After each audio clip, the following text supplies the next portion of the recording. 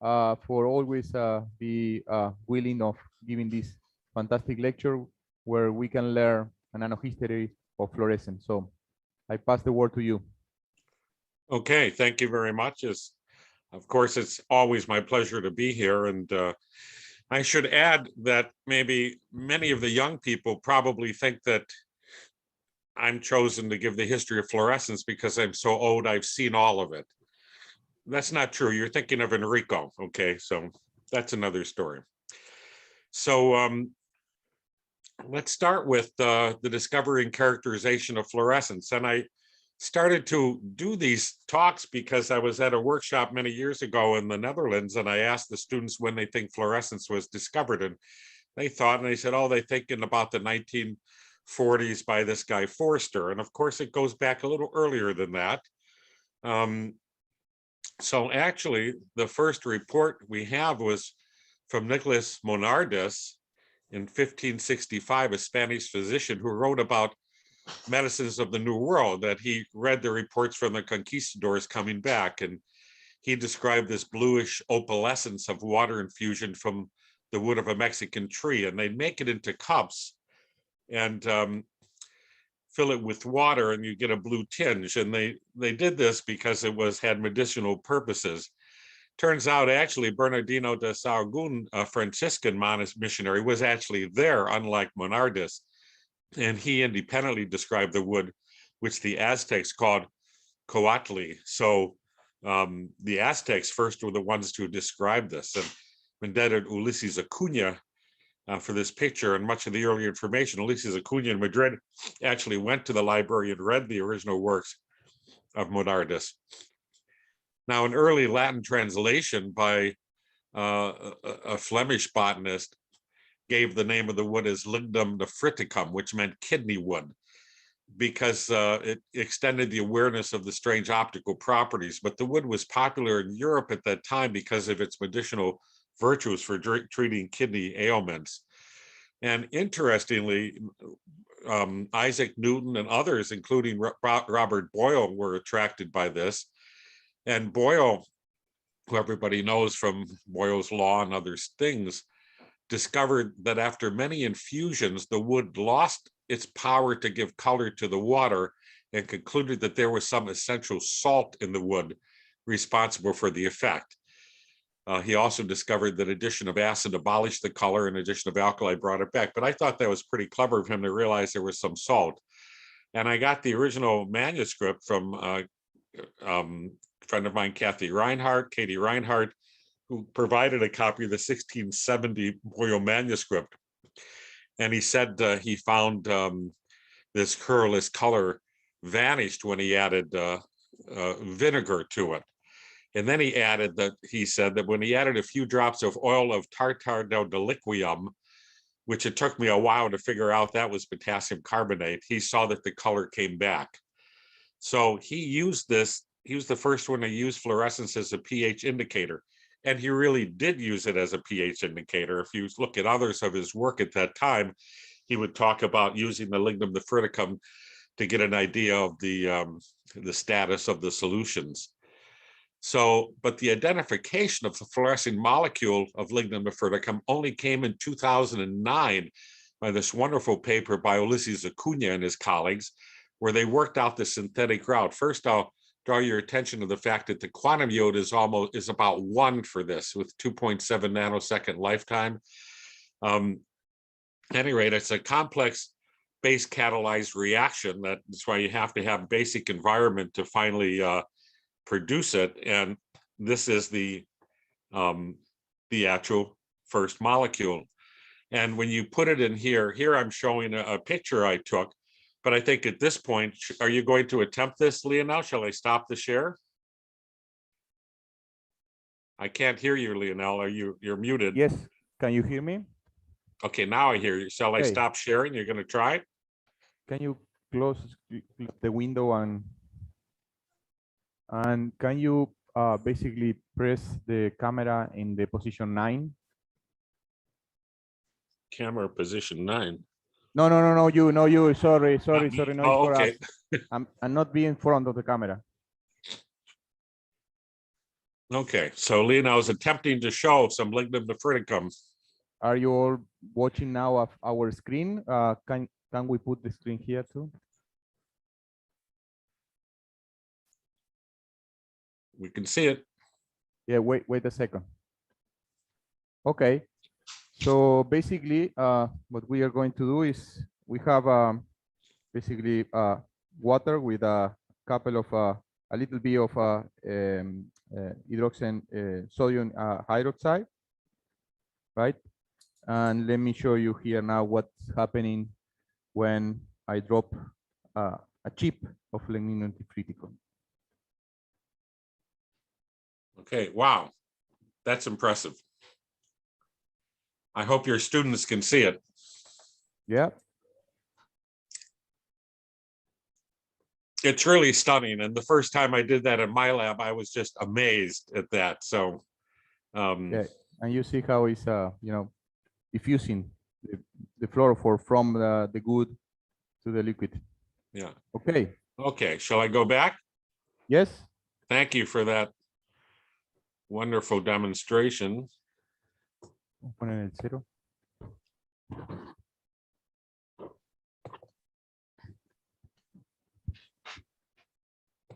Get back. Okay, so here we are. Let me make sure I have,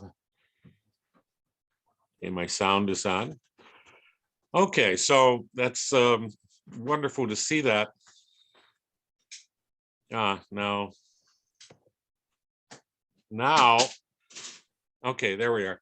So it turns out in recent years, I see other people have looked at other woods, and these people in 2018 reported that certain species of sycamore tree also show this.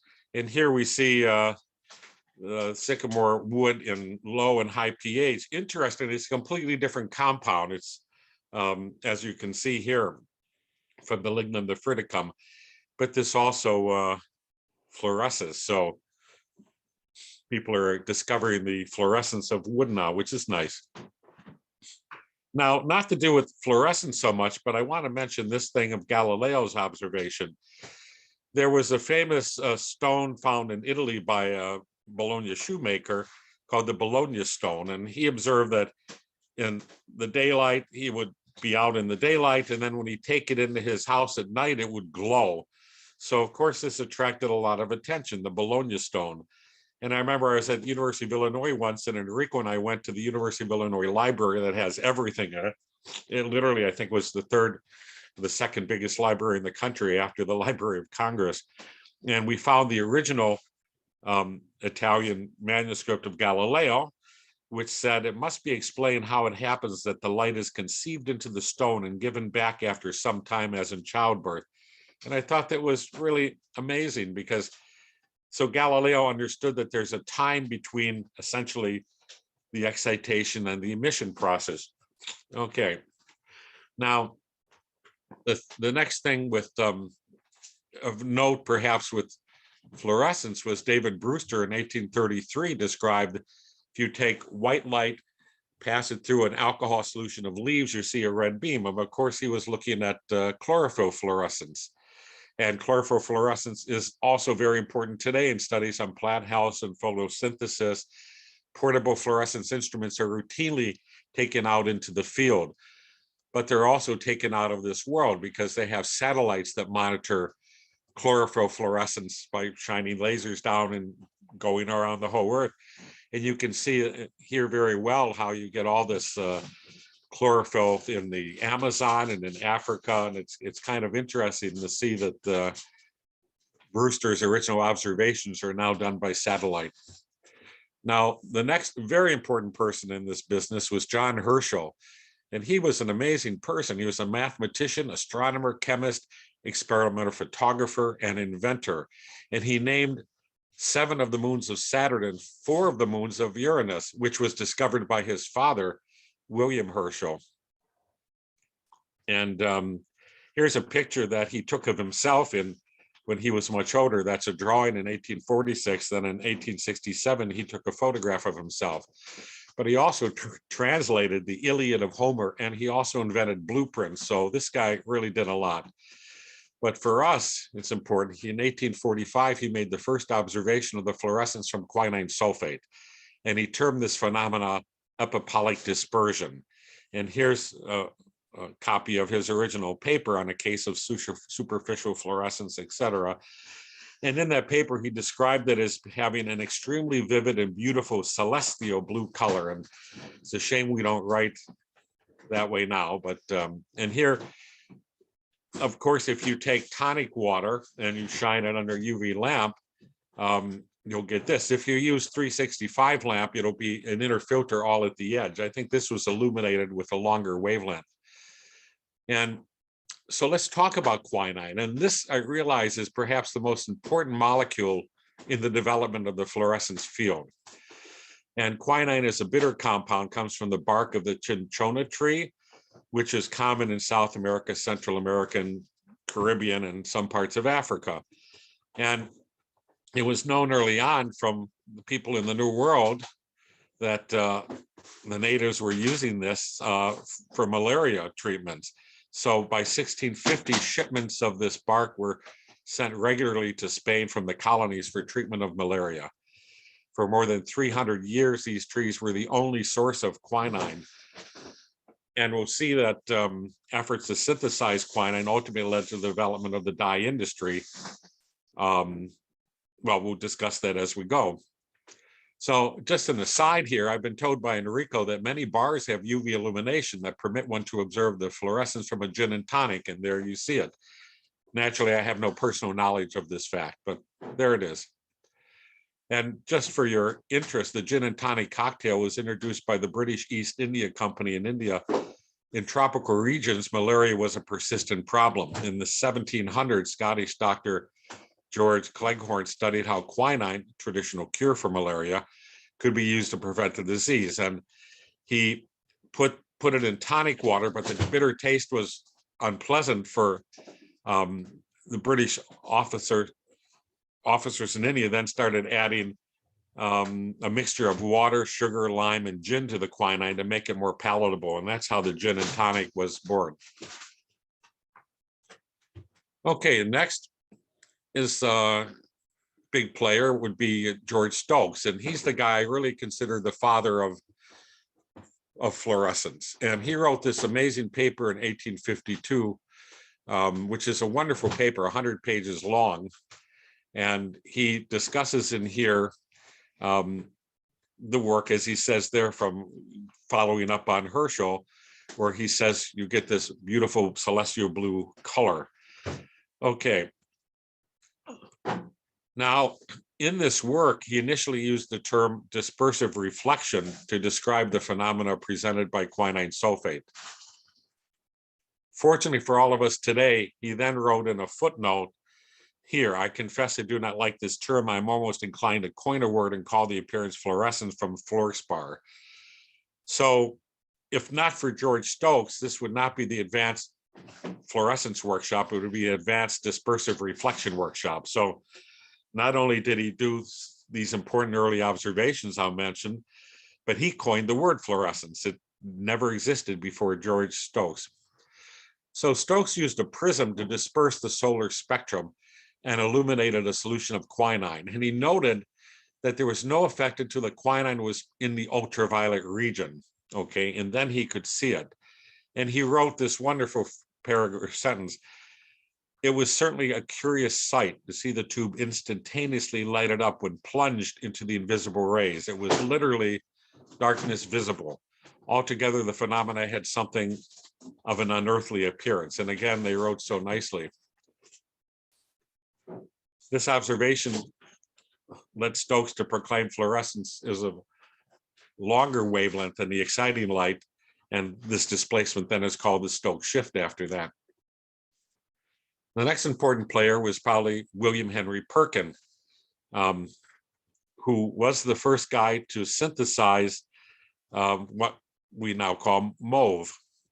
And in 1856, he set out with he was at age 18. Here's a picture he took of himself at 14, another amateur photographer, set out with the idea of making quinine by oxidizing compounds from coal tar. And again, it's the idea of of course, the British wanted to make quinine because they had their people all over the world and many people suffering from malaria. And instead of just trying to import the bark, they wanted to make it. But he ended up making mauve, which is a derivative of Allen base. And fortunately for him, Queen Victoria loved it. I should say that's him holding up the color little cloth dyed with that. And Perkins started a company to produce dyes, and he produced green and violet. And they say that the canal outside his factory turned a different color every week.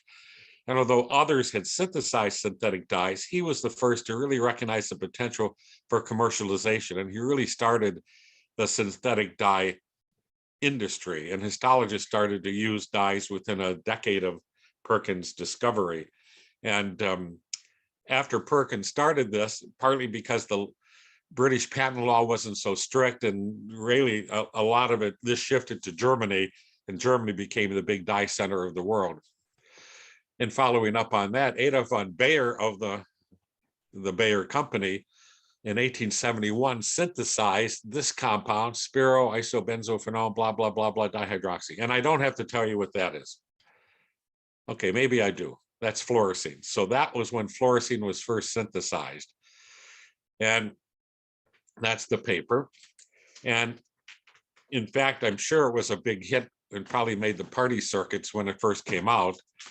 But why the name fluorescein? I wondered about that, and I finally looked it up again in his original papers, and he coined the word fluorescein from flow, F-L-U-O, which was for the fluorescence, and racine, which was the German for resorcinol, because that's what he reacted with phthalic anhydride to make fluorescein. So it's really, the name tells you the synthetic route for it. In 1905, he got a Nobel Prize for his work in organic chemistry. So the first fluorescence person basically to get that. But already people began to use it soon afterwards. And in 1877, it was used in a major groundwater tracing experiment. In fact, fluorescein and similar dyes are still used today. 10 grams of fluorescein were added to the Danube on Tuesday. You see this right from the paper at 4 o'clock. And now we quote from the paper. The effect of the same in the spring of the Ock was detected on Friday, the 12th of October at daybreak, 60 hours after the completed conduction of the experiments. And he actually wrote, the water of the Ock in the spring was splendiferous green, loosened for 36 hours. And this experiment showed that the Danube and Rhine rivers were connected by underground streams. So you can see how great it was to have something like fluorescein. Now, of course, you can do this with other compounds, but that was the first way it was done. Now, you may think that, well, you wouldn't be able to do that today, but it's not true to add that much dye into a river. Every day on St. Patrick's Day, every year on St. Patrick's Day, in March, the Chicago rivers dye green with about 40 pounds of fluorescein. So, although now they actually, just recently, they substituted a vegetable-based dye. I don't know why. But I'm going to show you here the opposite of a single molecule experiment. You can see the fluorescein being dumped out of the back of the boat.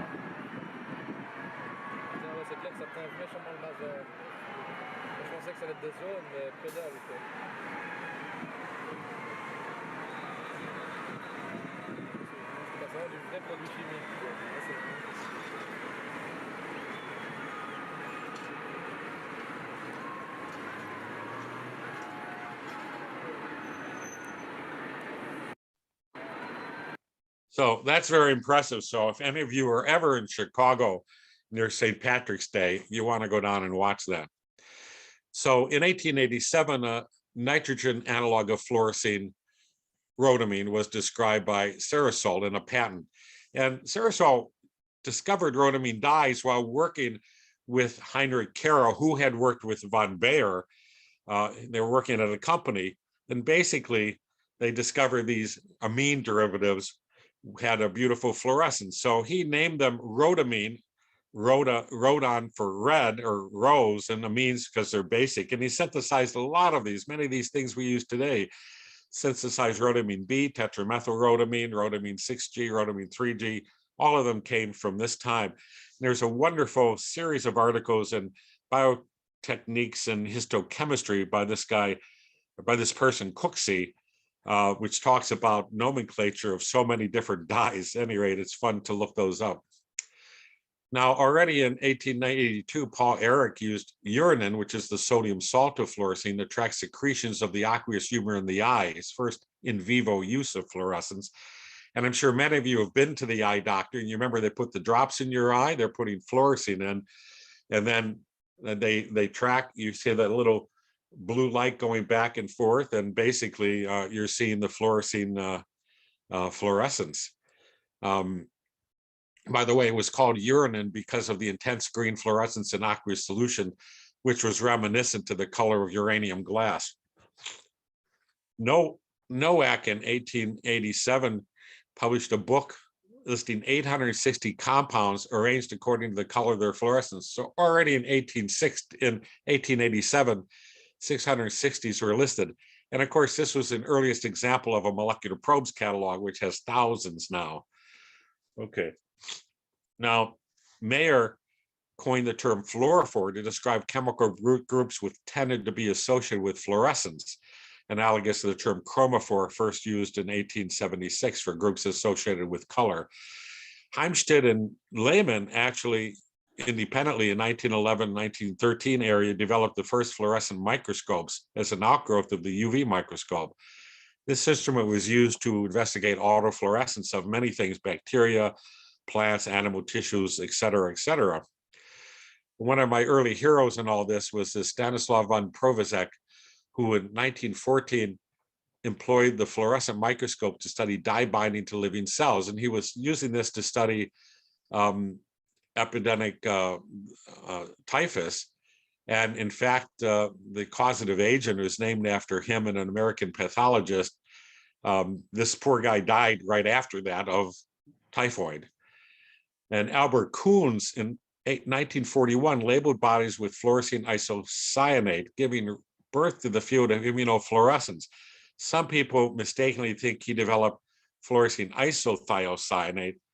No, he did fluorescein cyanate. Isothiocyanate was reported by Riggs et al. In 1958, which they synthesized to circumvent problems inherent in the synthesis and instability of the isocyanate derivative.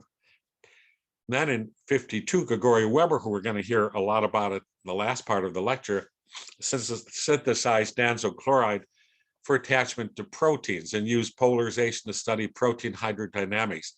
And these studies initiated the field of quantitative biological fluorescence. And you've already heard, of course, how Shimomura was the first one to discover fluorescent protein in the Aquaria Victoria jellyfish. Here he is holding up a sample of GFP isolated, not produced by bacteria.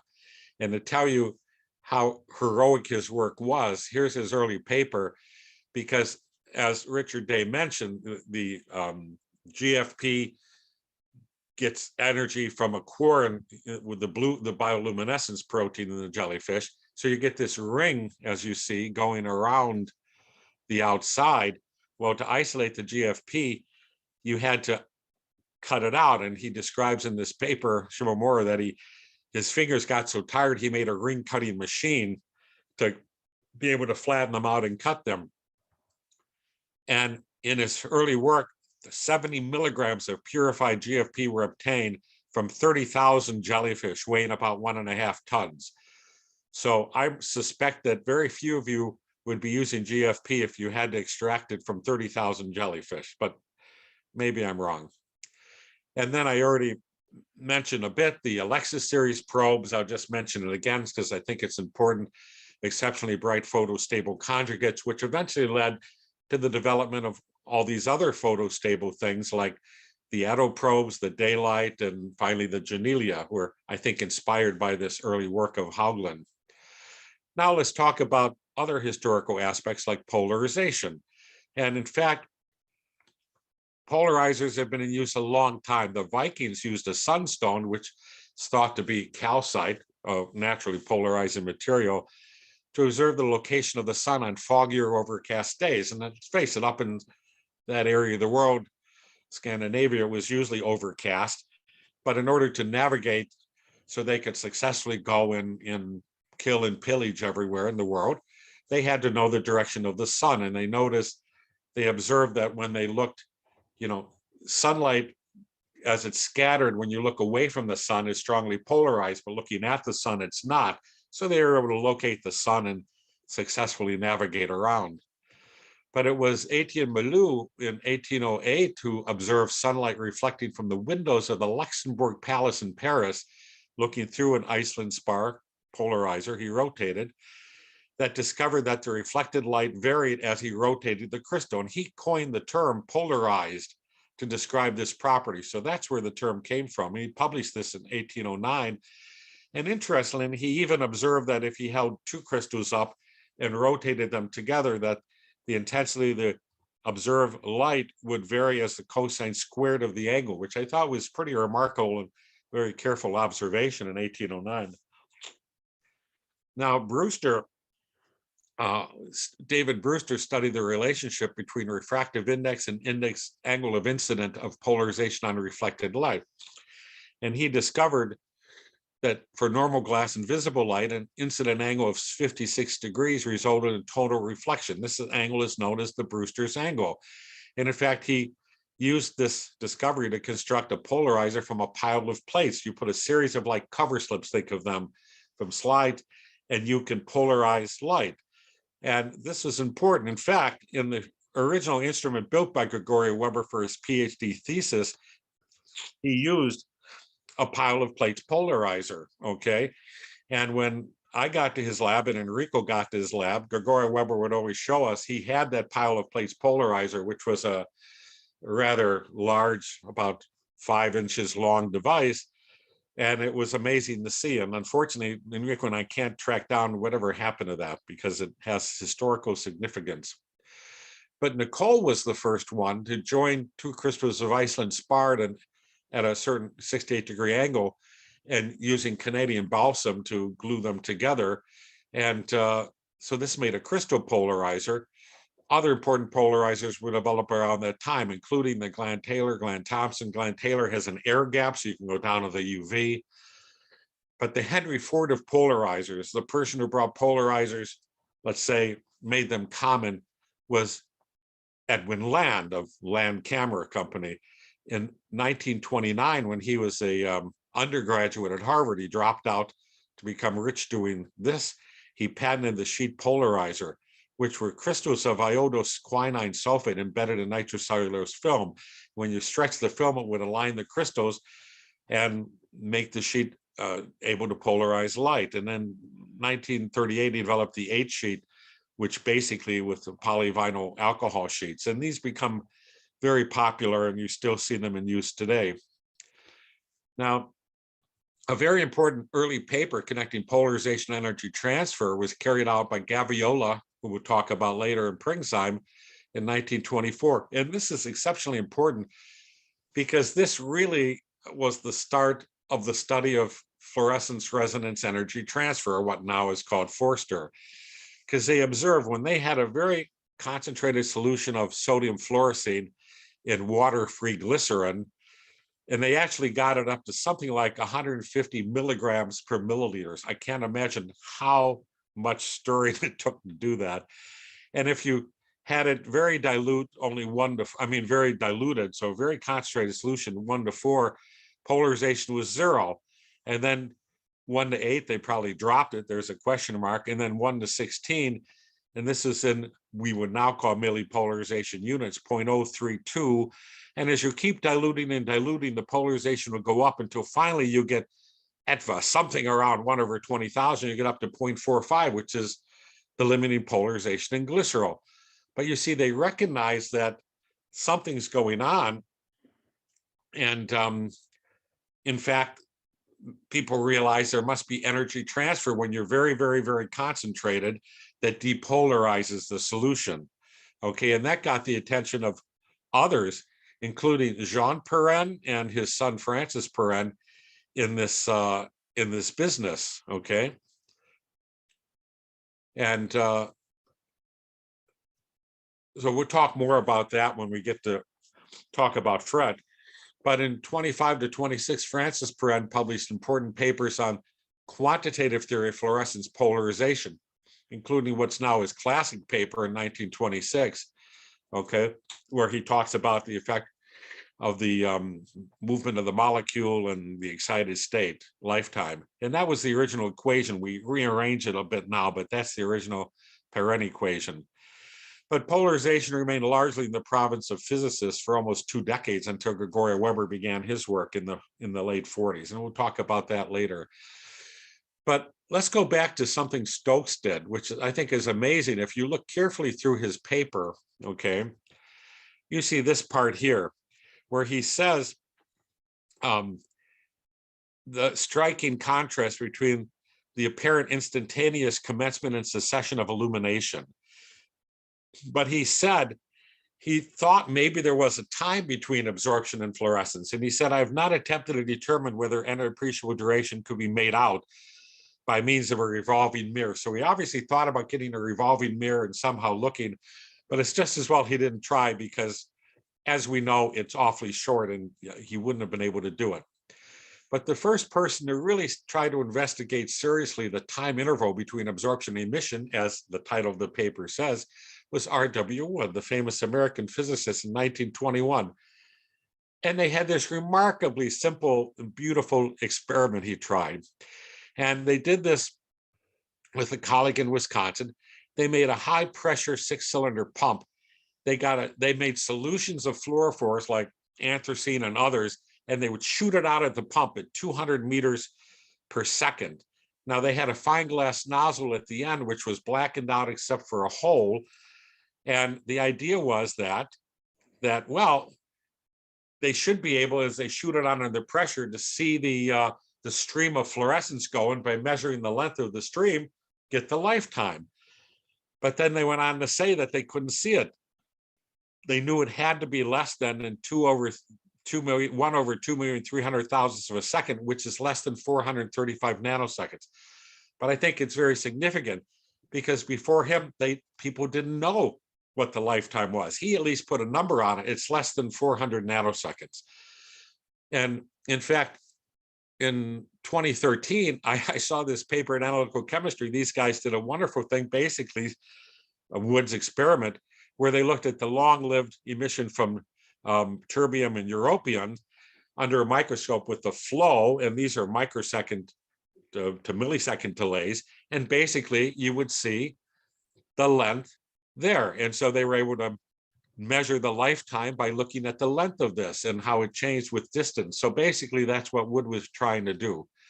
Okay, but the first person to really measure it accurately was the famous Enrique Gaviola, who wrote this paper in 27, and he called this ein fluorometer. And that, I make this point because, as Weber explained to me, that's why today, if you have an instrument to measure lifetime, it's a fluorometer with an O. If it's measuring spectra, it's fluorimeter with an I.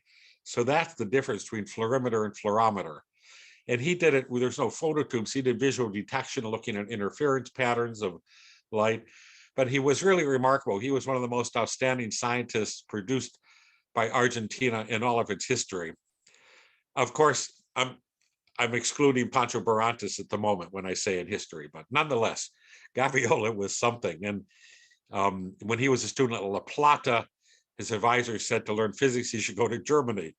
And he went there, and imagine his professors he had were people like Frank, Hilbert, Courant, Born, Planck, Max Planck, Peter Pringsheim, Albert Einstein, Nernst, Eliza Metney. And on his committee, he had Walter Nernst and Max von Laue. So if you think you had a bunch of tough professors, imagine what this poor guy had. And he published a wonderful series of papers, 5 before he graduated, on fluorescence, including his lifetime paper. So now, what he did, this was the start of phase fluorometry. And by doing this, he was modulating the light, but by doing this, he measured the lifetime of sodium fluorescein in water about 4.5 nanoseconds, rhodamine 2 nanoseconds, and rhodamine even today you'd measure about 2 nanoseconds. So he got the first accurate values.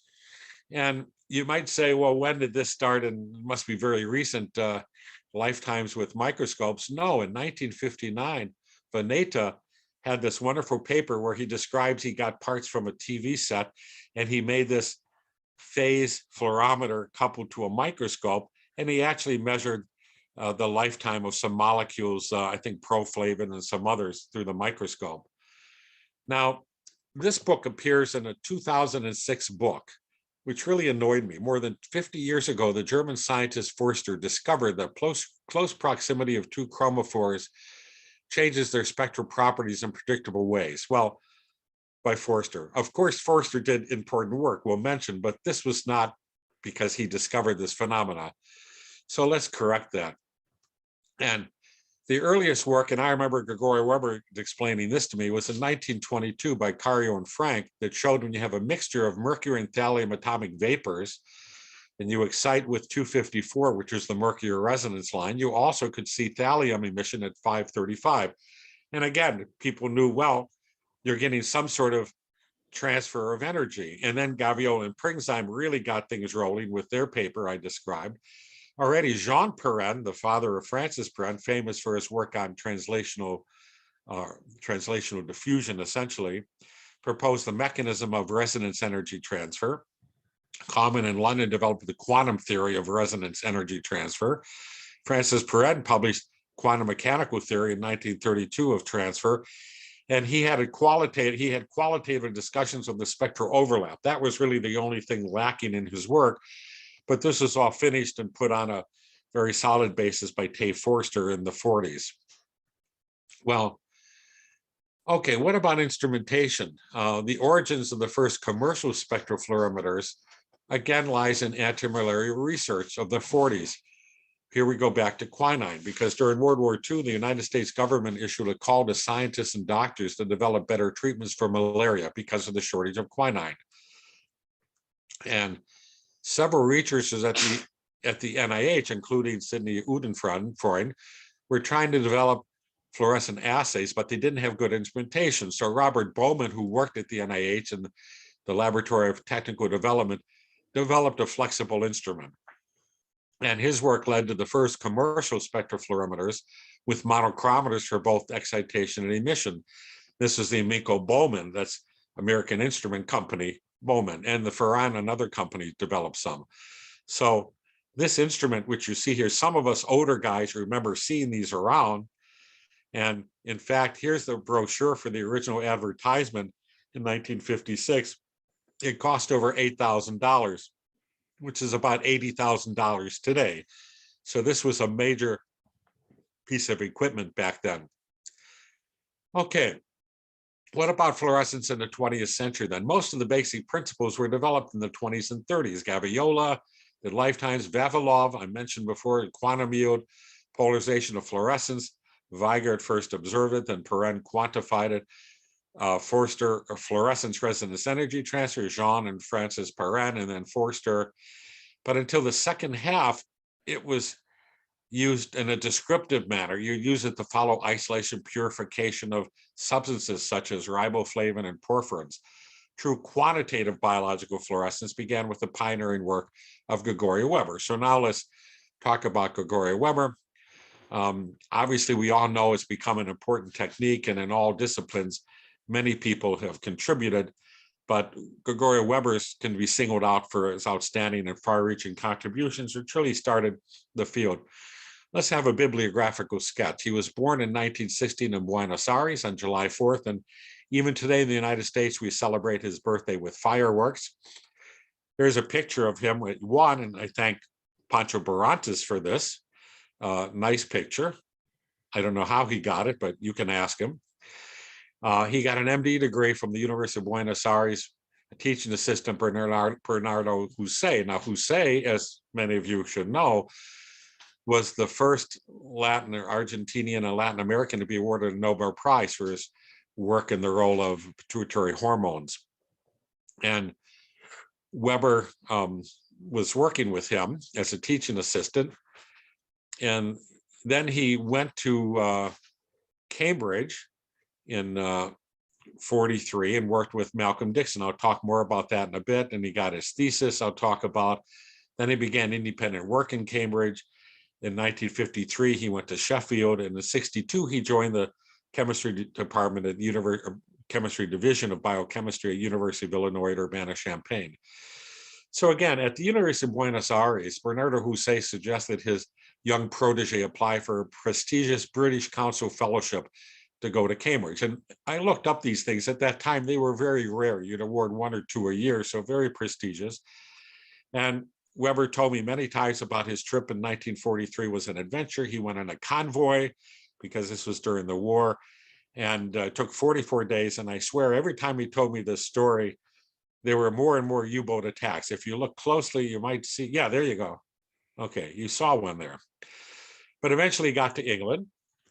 And then at Cambridge, he entered St. John's College, where he met Malcolm Dixon, who was a very well-known enzymologist. He wrote the famous series, none of the young people would know it, but us old guys know Dixon and Webb about enzymes.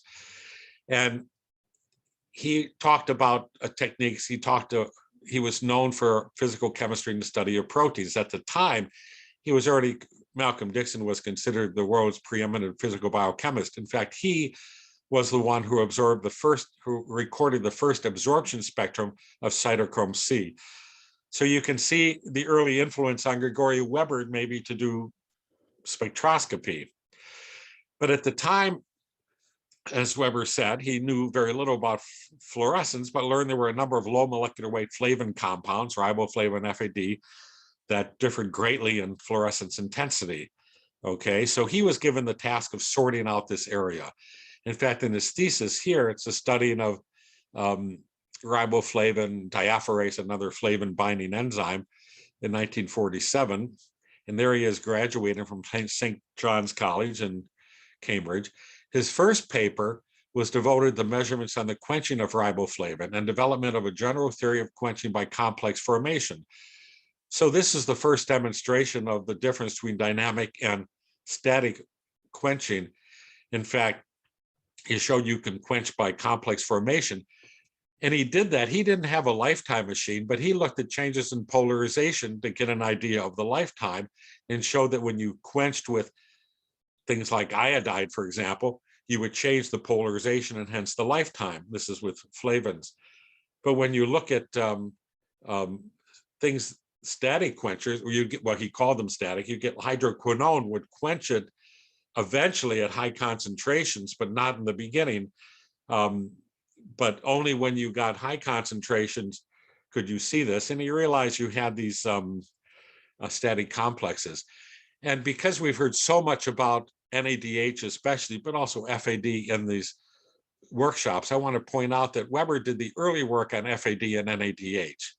Okay, his 1950 paper was the first paper to give demonstration of an internal complex of FAD. And then in 57, he was working on NADH, which was dihydrophosphorylated nucleotide, NADH. And then he had this wonderful paper in 58 in the Journal of Chimique Physique, a French journal written in French, where he showed the excitation emission spectrum and showed energy transfer between the adenosine and the nicotinamide. But what's really amazing in this paper in 1958, he wrote that he basically calculated what the lifetime of NADH should be given basic equations, okay? He used an equation of Forster, which predated the more popular one now by Burks. At any rate, he calculated a lifetime of 0.35 nanoseconds, which is pretty amazing because you heard through this lecture it's about 0.4 nanoseconds. Over the next 2 decades, he published numerous papers on NADH or FAD-FMN, and those of you who are interested in the field would do well to look back at some of his papers on this. The first accurate direct measurement of NADH lifetime was made by Gregory Weber and his postdoc Richard Spencer using a homemade instrument. And in this one, they measured the lifetime of 0.38 nanoseconds. So that was already in 69. And here's at somebody's birthday party in the lab, there's Richard Spencer and Gregory Weber back in 1969. And in the final chapter of Weber's thesis is devoted to the application of polarization measurements to determine viscosities of gels. And he distinguishes macro and micro viscosity in here. And he talks about how micro and macro viscosity would be important in the protoplasm or cytoplasm, we would say. but he recognized that there's a difference. And he told me he knew there was a difference because he would put fluorescein in glycerin and he could actually bounce this cube in his hand and it was totally solid, but fluorescein polarization was 0 because it's in pockets internally rotating. But when you do rhodamine, the polarization would be very high because it would bind to the gelatin fibers. So that's how he first started thinking about those terms.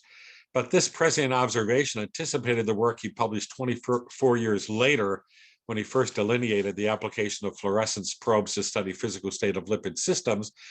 And this is famous, he had 2 papers on this with Mayer Shinsky, where they used at first parylin, but they studied micelles and then some membrane systems, vesicles in the other paper, and they looked at the polarization to see how it would change when you would go through a phase change. And it was later in the papers by Shinsky, then a couple of years after this, went back to Israel and with Barinholtz developed diphenyl-hexatriene, which became the most popular membrane probe for many, many years until Loredan came along. So the use of probes in monomembrane systems obviously has been very important. We've seen that in this talk too, and a lot of it nowadays due to Loredan. So in 48 to 52, he did independent investigations in Cambridge, but he delved more deeply in the theory of polarization, and also developed methods to allow him to study proteins that did not contain an intrinsic fluorophore like NADH or FAD. Because at this time, tryptophan fluorescence had not yet been discovered. As you can imagine, he discovered it later, we'll mention. But he invested considerable time and effort in synthesizing a fluorescent probe that could be attached to proteins, but also it had the absorption and emission characteristics appropriate for the instrumentation available in post-war England. After 2 years of work, he got what we now call danzo chloride, there it is, and it's still used today. And his 52 papers came out using this. He had the first paper on theory and the second on application. And I just want to flip through the pages of this, because those of you that think, well, what's the big deal? He just had like this Perrin equation. No, he had to derive things for random orientation of probes on different shapes, prolate and obey ellipsoids. And it's amazing to look at the mathematics in these early papers on polarization. So you get the idea there. Okay, and also it's interesting, he thanks and at the end expresses thanks to Professor F. Perrin, and I wish I'd thought to ask him at the time, what did you ever talk about with him? In subsequent years, he continued to advance the theory of polarization, and there were several papers, including this one with Belford and Belford, husband and wife at the University of Illinois, both professors, mathematicians, who the second paper is a re-examination of previous treatments by other groups, including Weber's, and published now was considered the generally accepted equations for the time dependence of fluorescence polarization owing to rotation of the fusion of attached to rigid macromolecules. So the master equations are in there. Now in 58, Hans Krebs of the Krebs cycle recruited Weber for the new biochemistry department at Sheffield. He got the Nobel Prize in 53. During his years in Sheffield, Weber continued to lay the foundations of modern fluorescence spectroscopy, developing both fluorescence theory and instrumentation. And here's a picture of at Hans Krebs' Nobel Prize dinner celebration. Here's Gregoria Weber, there's Krebs. So that must have been a really exciting time back then. Some of his early work included his report with Lawrence in 1954, the fluorescence of anylyl naphthalene sulfonate, ANS. Specifically, he showed that this dye was weakly fluorescent in water, but lit up when you added BSA. Now, let me stop it again. Is that all right, Lionel? Can you hear me? Yeah. Yes, perfect. And what do I need to do? I stopped sharing, so can you do it? Yes, can you turn on the camera 1? Let me say it's better demonstration in a dark room, but I know you can't darken the room there, but Okay. you know, it's done what he could. So here it is. There you see the weak Okay. ANS. You see, so ANS has a slightly yellow fluorescence, and then we have BSA, and basically look what is going to happen. I hope everybody said ooh and ah, because it's really remarkable. Yes, exactly. And it's a This was what demonstration happened. all the students should remember when they want to show this to their own students at some point. So, yeah. Okay. okay. I'll go back to sharing the screen. Okay, so wow, that worked very well, Leonel. Thank you. So it was while he was at Sheffield that Weber and his postdoctoral fellow John Teal began the studies on the fluorescence of the aromatic amino acids and proteins. For some reason, this always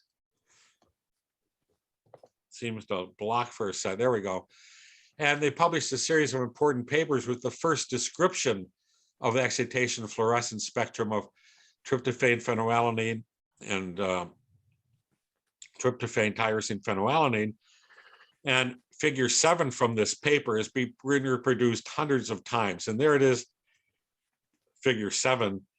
So not only was that reproduced in the literature so much, but I was very happy to say that a few years ago, I was involved in a NASA project, which is still in the works, to send a probe to Europa. And they wanted to go look at fluorescent, look at possible life and conditions on there. And in their thing, I managed to get them to put this in their life detection brochure. This is their thing, looking for fluorescent molecules like, and there's Weber's diagram. So Weber's diagram has made it someday to Europa, which I think he'd be very pleased with. So designing probes, let's continue. Besides ANS, he discovered bis-ANS by an interesting story that I'll tell people personally if they want to hear. IEDANS he made, which is the first sulfhydroreactive probe to attach the proteins that had cysteines. Then pyrobutyric acid, the first long lifetime probe. It has a lifetime of a couple hundred nanoseconds. Then, of course, the famous DAN probes, as Francisco Palumbo calls them, Lordan, Prodan, and DANCA, another one that he used, which binds to the heme binding pocket in hemoglobin and myoglobin. And of course, here we see Lordan or Prodan. They're the identical that I took on -80 and +60. You can really see the difference. And here's a picture again of the laboratory, Fay Ferris's lab, where Gregorio Weber and Fay Ferris made these compounds. And let me just say that it was terrifying for most of us to walk in that lab. This could not exist today with the Environmental Health and Safety Office, what it is. But it really was that messy. But out of that lab, all the organic synthesis took place. So it was really amazing to see. So phase fluorometry, during the 50s, Weber started to think about a lifetime instrument, and obviously influenced by Gaviola's work, he worked on designing the phase fluorometer. Others had tried this, but Weber in the 60s with his student Richard Spencer was the first to come up with the principle of cross correlation, which meant you modulate the exciting light at some high frequency, let's say megahertz. And the photodetector, one of the diodes, is modulated also at megahertz, plus a little shift of, like in those days, 40 hertz. And all the information is in this cross correlation signal that you can easily obtain and work with. So this proved to be the key to modern phase fluorometry and is still used today. So then Enrico Gattone joined his laboratory as a postdoctoral fellow in the mid-70s. Here's Gregorio Weber and Enrico. It's a great picture walking down the quad, as it's called, in University of Illinois. And Weber's suggestion, he worked on the development of a variable frequency phase and modulation fluorometer. And he returned in 78 as an assistant professor, Enrico did, and he had finished this and utilized a Paco cell, but he hence completed Weber's vision with this multi-frequency thing.